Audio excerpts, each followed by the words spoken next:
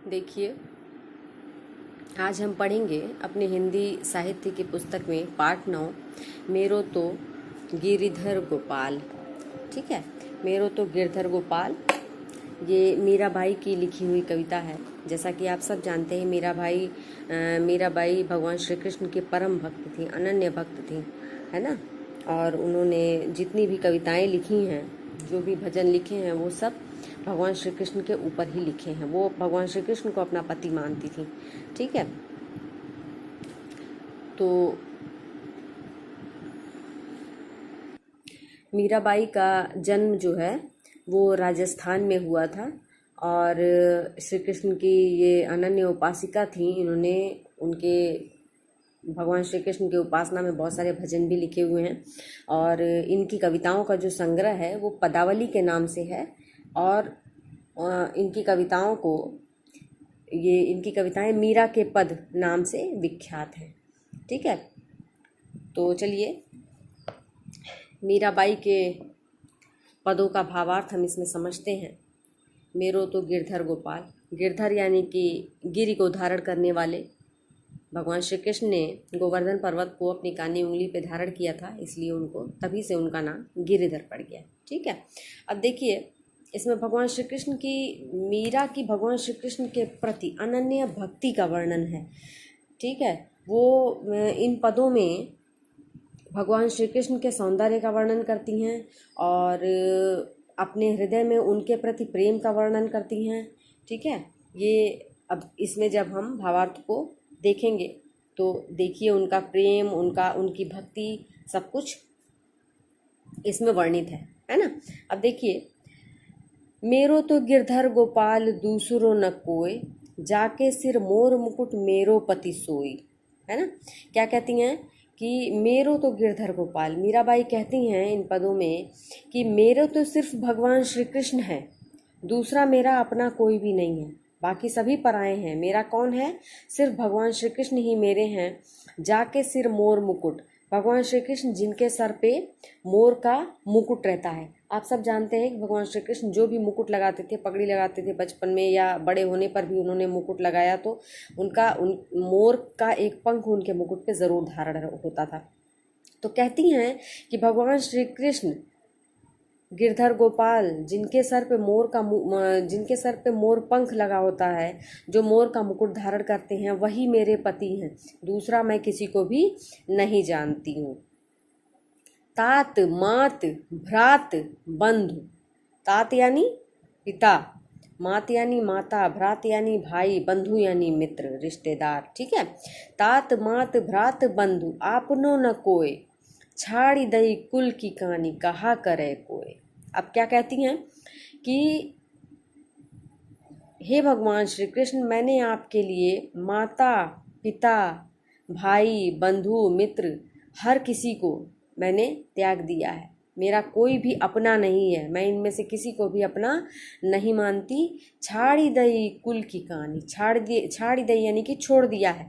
कुल की कहानी, मैंने अपने परिवार की और किसी के भी विषय में सोचना त्याग दिया है, छोड़ दिया है। कहा करे कोई, अब चाहे समाज, चाहे परिवार, चाहे दुनिया मेरे बारे में कोई कुछ भी बात करे, मुझे इससे कोई फर्क नहीं पड़ता है। मैंने उन सब के बारे में सोचना छोड़ दिया है। संतन ढिग बैठी बैठी लोक लाज खोई, संतन यानी कि संतों के साथ। संत कौन होते हैं? जो भगवान की भक्ति भजन में ही हमेशा लीन रहते हैं, जिनको संसार से कोई मोह नहीं होता। कहती हैं कि मैं साधु संतों के साथ बैठ बैठ के मैंने अपना जो है लोक लाज मैंने खो दिया है, यानी कि संसार में मैंने अपना सम्मान खो दिया है, क्योंकि मैं संतों के साथ हमेशा भगवान श्री कृष्ण आपकी भक्ति में लीन रहती हूँ। है ना, मीराबाई क्या करती थी, वो मतलब भगवान श्री कृष्ण की भक्ति में इतनी लीन रहती थी कि उनको इस बात से कोई फर्क नहीं पड़ता था कि वो कहाँ बैठी हैं, किसके बीच बैठी हैं, लोग उनके बारे में क्या कहते हैं, उनको किसी बात से कोई फर्क नहीं पड़ता था। वो भक्ति में बिल्कुल मग्न रहती थी, लीन रहती थी।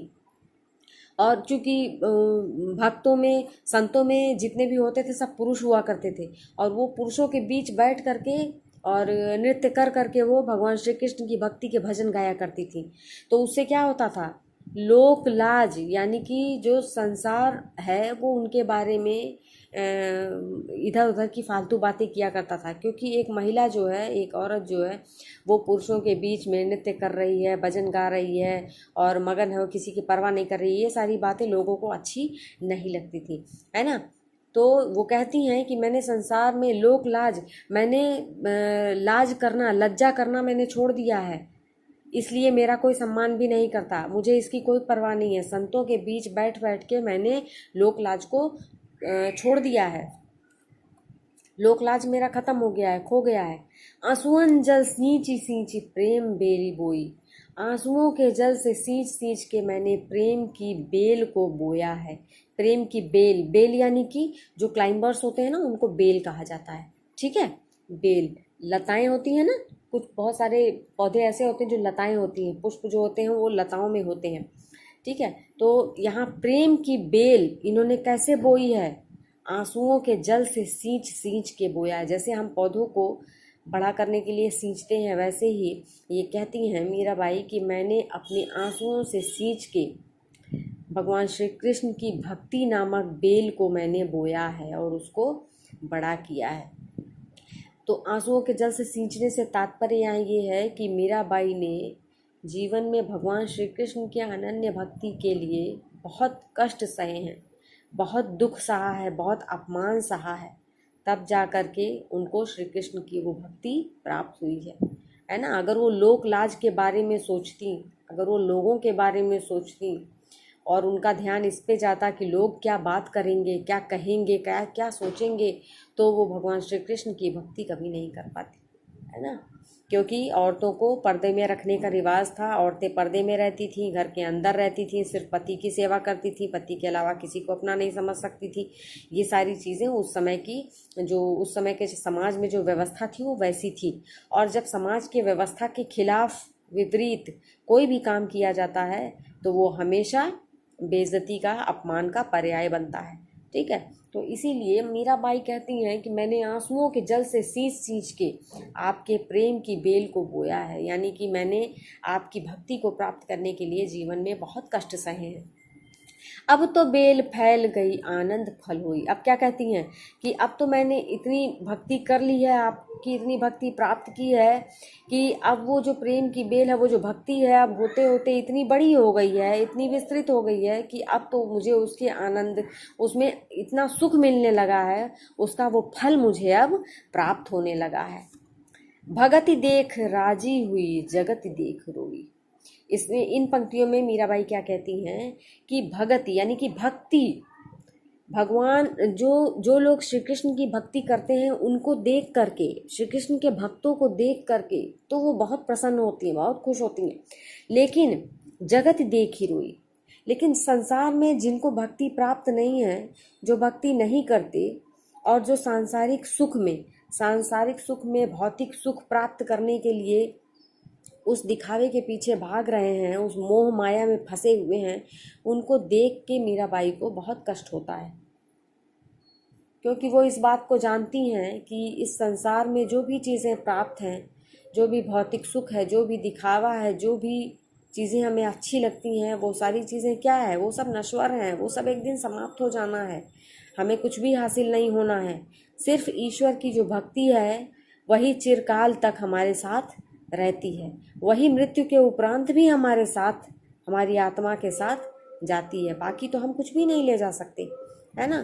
तो मीराबाई कहती हैं भगति देख राजी हुई, मतलब जो कृष्ण भक्त हैं उनको देख के तो बहुत प्रसन्नता होती है, लेकिन जो भक्त नहीं हैं और जो संसार के सुख के पीछे भागते हैं, लालायित रहते हैं, उनको देख के इनको बहुत रोना आता है, बहुत अफसोस होता है उनकी मूर्खता पे, उनके अविवेक पे। दासी मीरा लाल गिरधर तारो अब मोई। अब मीराबाई कहती हैं इन पंक्तियों में कि हे श्री कृष्ण, हे गिरधर गोपाल, मीरा जो है वो अब आपकी दासी है और अब मेरा इस दुनिया में कोई भी नहीं है। क्योंकि मीराबाई ने कह दिया है कि वो भगवान श्री कृष्ण को अपना पति मानती हैं और उनके अलावा संसार में किसी भी तात मात भ्रात बंधु किसी को भी वो अपना नहीं मानती, उन्होंने हर किसी का त्याग कर दिया है, ठीक है। अब देखिए नेक्स्ट स्टेंजा पे आते हैं। हरि मोरे जीवन प्राण आधार, और आसिरो ना ही तुम बिन, तीनों लोक मंझार। है ना, मंझार यानी कि खंगालना, खोजना, है ना। कहते हैं मीराबाई इसमें कहती हैं हरि, हरि यानी कि भगवान विष्णु, भगवान श्री कृष्ण जो है भगवान विष्णु के अवतार थे। ठीक है, कहती हैं हरि मोरे जीवन प्राण आधार। कहती हैं मीराबाई कि हे भगवान श्री कृष्ण, यहाँ हरि से मतलब श्री कृष्ण से, हे श्री कृष्ण आप ही मेरे जीवन का आधार हैं, मेरे प्राणों का आधार हैं। अर्थात अगर आप नहीं होते तो मैं भी ना होती, आपके वजह से ही मैं हूँ। आप ही मेरे जीवन आधार, मेरे प्राण के आधार हैं। और आसिरो नहीं तुम बिन, और तुम्हारे बिना मेरा कोई आश्रय नहीं है। आसिरो यानी कि आसरा, आश्रय, मेरा तुम्हारे बिना कोई आश्रय नहीं है। किसकी शरण में मैं जाऊंगी? तीनों लोक मैंने मंझार लिया है, मैंने तीनों लोक खंगार लिया है ना।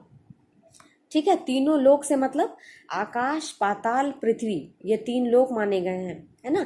तो कहती है मैंने तीनों लोकों को खंगाल लिया है, खोज लिया है, देख लिया है। तुम्हारे बिना मेरा आश्रय कोई भी नहीं है, किसी की शरण में मैं नहीं जा सकती। आप बिना मोहि कुछ न सुहावे, और आपके बिना मुझे कुछ भी अच्छा नहीं लगता है। सुहावे यानी कि कुछ भी सुहाता नहीं है, कुछ भी मुझे अच्छा नहीं लगता है। निरखो सब संसार, पूरे संसार को मैंने निरख लिया है, परख लिया है ना। पूरे संसार को मैंने परख लिया है और मुझे आपके सिवा कुछ भी अच्छा नहीं लगता, और कुछ भी इस संसार में, इस भौतिक संसार में आपके अलावा कुछ भी अच्छा लगने योग्य नहीं है। मीरा कहें मैं दास रावरी। मीराबाई कहती हैं कि हे भगवान श्री कृष्ण, हे गिरधर गोपाल, मैं आपकी दासी हूँ, दीजियो मत विसार। है ना, मुझे विसार मत दीजिएगा। विसार यानी कि भुला देना, मुझे भुला मत दीजिएगा। मैं आपकी दासी हूँ और आप अपनी दासी को कभी भी भुलाइएगा मत, हमेशा आप मुझे स्मरण रखिएगा। अब देखिए मीराबाई कहती हैं बसो मेरे नैन मोरे नैनन में नंदलाल। नंदलाल यानी कि नंद के पुत्र थे ना। जब देवकी और वासुदेव को भगवान श्री कृष्ण के जन्म का सुख कहाँ मिला था? जेल के अंदर मिला था। कंस ने उन्हें कैद किया था ना, जेल के अंदर मिला था। तो उस कारागार से मुक्त होकर के रातों रात जो वासुदेव थे उन्होंने उनको टोकरी में रख के श्री कृष्ण को वहाँ पहुँचा दिया था नंद बाबा के पास। ठीक है, वृंदावन नंद बाबा के पास पहुंचा दिया था, और इसीलिए भगवान श्री कृष्ण को नंदलाल भी कहा जाता है। नंदलाल यानी नंद के पुत्र, लाल यानी कि पुत्र। ठीक, तो मीराबाई कहती हैं बसो मोरे नयनन में नंदलाल। हे श्री कृष्ण, हे नंदलाल, मेरे नयनों में आप बस जाइए। है ना, कहने का तात्पर्य क्या है? नयनों में हम किसको बसाते हैं? जिससे हम बहुत प्रेम करते हैं, वही मेरे नयनों में बसता है ना। पुत्र को माँ की आंख का तारा कहा जाता है। क्यों कहा जाता है? क्योंकि माता का पुत्र से बहुत अधिक स्नेह होता है, सबसे अधिक स्नेह होता है। ठीक है, तो मीराबाई कहती हैं कि हे नंदलाल, आप मेरे नैनों में बसे रहिए। मोहनी मूरति सांवरी सूरति। है ना, मोहनी यानी कि मन मोह लेने वाली मूरत, है ना। और सांवरी सूरति यानी कि, सांवरी यानी कि भगवान श्री कृष्ण सांवले थे ना, तो सांवली सूरत, नैना बने विशाल। अब इन पंक्तियों में मीराबाई जो है भगवान श्री कृष्ण के सौंदर्य का वर्णन कर रही हैं। उन्होंने श्री कृष्ण को देखा नहीं था, लेकिन वो इमेजिन करती थी, वो कल्पना करती थी कि श्री कृष्ण कैसे दिखते होंगे। तो कहती हैं कि मोहनी मूरति सांवरी सूरति, नैना बने विशाल।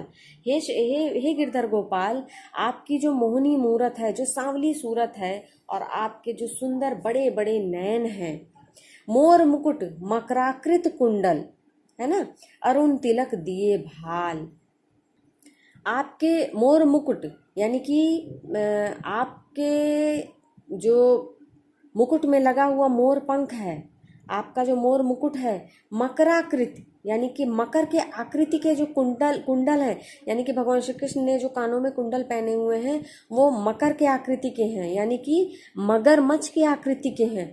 तो वो कुंडल बड़े खूबसूरत दिख रहे हैं। अरुण तिलक दिए भाल, है ना, और उनके माथे पे लगा हुआ जो तिलक है सूर्य के समान, वो उनके ऊपर बहुत ही सुशोभित हो रहा है। अधर सुधारस मुरली राजति, अधरों पे यानी कि होठों पे सुधारस मुरली राजति, यानी कि जो मुरली है उनकी, उनके होठों पे बहुत ही सज रही है, बहुत ही सुंदर दिख रही है।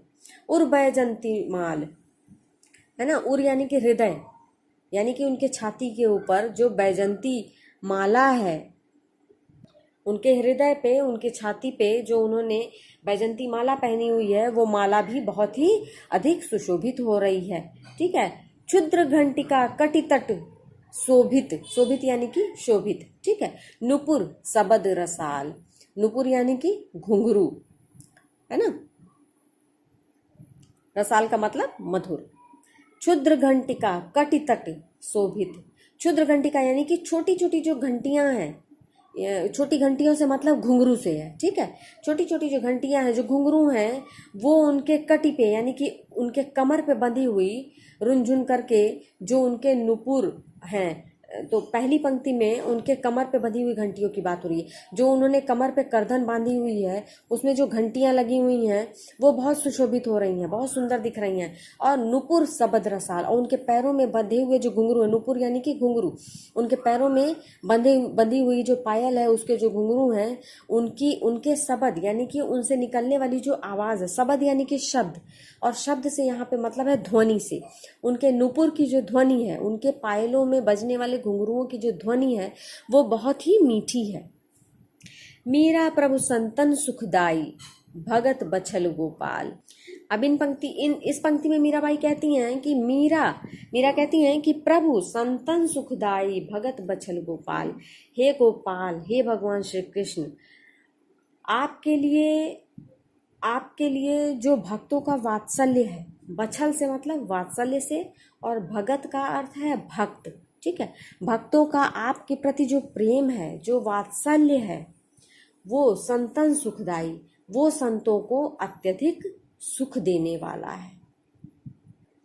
ठीक है बेटा। तो ये हो गया मीराबाई के पद, जिनका मैंने भावार्थ आपको बता दिया है, और मुझे आशा है कि आपको समझ में आया होगा, है ना। तो पहली जो इसमें 3 स्टेंजा दिए हुए हैं, 1 2 3। ठीक है। तो पहले वाले स्टेंजा में वो बताती हैं कि मीराबाई बताती हैं कि उन्होंने गिरधर गोपाल को, भगवान श्री कृष्ण को अपना पति माना है, और भगवान श्री कृष्ण के अलावा वो किसी भी भाई बंधु माता पिता किसी को भी अपना नहीं मानती हैं, और उन्होंने भगवान श्री कृष्ण के लिए अपना लोक लाज सम्मान परिवार प्यार सब कुछ छोड़ दिया है, सब कुछ उन्होंने त्याग दिया है। संतों के बीच बैठ बैठ के वो सिर्फ भगवान की भक्ति में लीन रहती हैं, और उन्होंने भगवान श्री कृष्ण के उस प्रेम को, उस भक्ति को पाने के लिए जीवन में बहुत कष्ट सहे हैं, और अब जो है वो कष्ट को सहते सहते सहते अब वो उस भक्ति, उस प्रेम में इतनी लीन हो गई हैं कि उनको उसमें अब आनंद, बहुत अधिक आनंद प्राप्त होता है। उन्हें किसी बात का कोई फर्क नहीं पड़ता है, और अपनी ही तरह और कृष्ण के भक्तों को देख करके उनको बहुत प्रसन्नता होती है, बहुत खुशी होती है। लेकिन जगत देख रही, लेकिन संसार में जो लोग भगवान श्री कृष्ण की भक्ति से दूर हैं, जिनको भगवान श्री कृष्ण की भक्ति प्राप्त नहीं है, और वो संसार की मोह माया में फंसे हुए हैं, भौतिक सुख में फंसे हुए हैं, उसके पीछे उस दिखावे में फंसे हुए हैं, उनको देख करके, उनकी अविवेकता को देख के, उनकी मूर्खता को देख के उन्हें बहुत कष्ट आता है, कष्ट होता है। और मीराबाई कहती हैं कि वो भगवान श्री कृष्ण की अनन्य भक्त हैं, वो दासी हैं, और भगवान श्री कृष्ण अब आप मुझे संभाल लीजिए, आपके अलावा मेरा कोई भी नहीं है ना।